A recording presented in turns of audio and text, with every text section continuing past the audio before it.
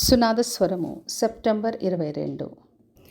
కాబట్టి వెళ్ళుము, నేను నీ నోటికి తోడై ఉండి నీవు ఏమి పలకవలసినది నీకు బోధించుదునని అతనితో చెప్పెను. నిర్గమకాండము 4వ అధ్యాయము 12వ వచనం.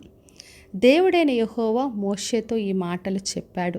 మరి మోషేను పిలిచి ప్రజలందరినీ విడిపించి వాగ్దాన దేశంలోకి నడిపించమని కోరినప్పుడు మోషే అన్నాడు, ప్రభువా, నేను మాట నేర్పరిని కాదు, నేను చక్కగా మాట్లాడలేనని చెప్పినప్పుడు దేవుడు అన్నాడు, నేను నీ నోటికి తోడై ఉండి నీవు ఏమి పలకవలసిందో నీకు బోధిస్తానని చెప్పాడు. మన దేవుడు మన నోటికి తోడుగా ఉండి మనం ఏది పలకవలసిందో మనకు బోధించి నడిపించే దేవుడు. అందుకే మోషేకు తోడుగా అహరోను పంపించాడు. తర్వాత వాళ్ళు వెళ్ళి ఫరో దగ్గర నుండి ప్రజలందరినీ కూడా ఆ దాస్యములోంచి విడిపించారు. మరి మన దేవుడు మనకు తోడుగా ఉండి ఏది మాట్లాడాలో, ఏ సమయంలో ఏది ఎలా పలకాలో మనకు నేర్పించి బోధించి మనల్ని ధైర్యంతో నిలబెట్టి వాడుకుంటాడు. మరి దేవుడు మనల్ని పిలుచుకున్నప్పుడు మనం ఎన్నో విషయాల్లో మన బలహీనతల గురించి మనము మరి ముందుకు వెళ్ళలేము, మాటలు సరిగ్గా రావనో, చదువుకోలేదనో, మనం చక్కగా పని చేయలేమని చెప్పి దేవునితో చెప్తుంటాం. అయితే దేవుడికి మన బలహీనతలన్నీ తెలుసు. మనకున్న ప్రతి బలహీనతలో తను బలపరిచి మనల్ని వాడుకుంటాడు.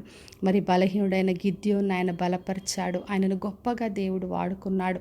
నేను బాలుడనని చెప్పి ఇర్మియా చెప్పినప్పుడు ఆయనను బలపరిచి గొప్పగా ప్రవక్తగా దేవుడు వాడుకున్నాడు.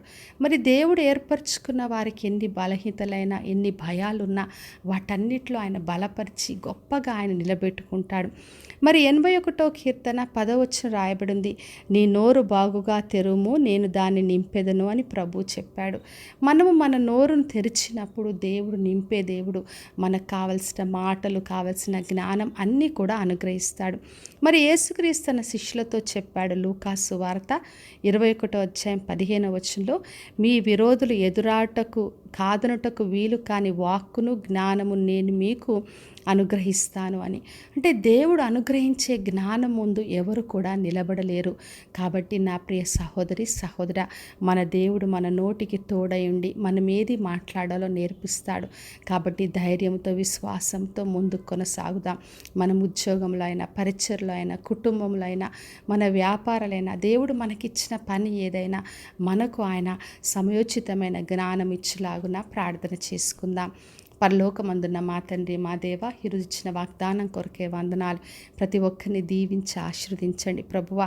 వారి నోటికి తోడుగా ఉండి వారి ఏది పలకవలసిందో నేర్పించి మీ కొరకు గొప్పగా నిలబెట్టమని యేసు నామములో అడిగి వేడుకొంచున్నాను తండ్రి, ఆమెన్.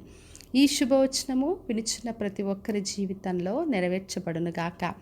నేను మీ ప్రియ సహోదరి మంజులాచరణ్.